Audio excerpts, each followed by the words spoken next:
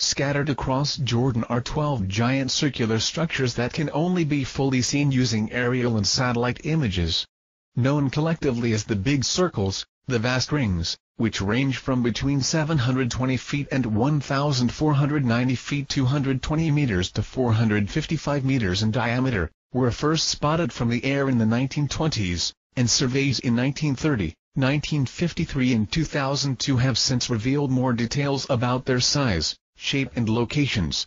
But now archaeologists from Western Australia have documented the 12 Jordanian, and more recent Syrian, circles in a bid to bring them to more people's attention and learn more about their purpose.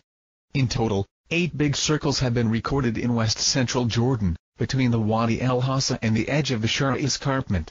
There is a second group, made of 4 big circles just north of Azraq Oasis. In addition, a more recent big circle was spotted on satellite imagery in 2002 near Homs in Syria.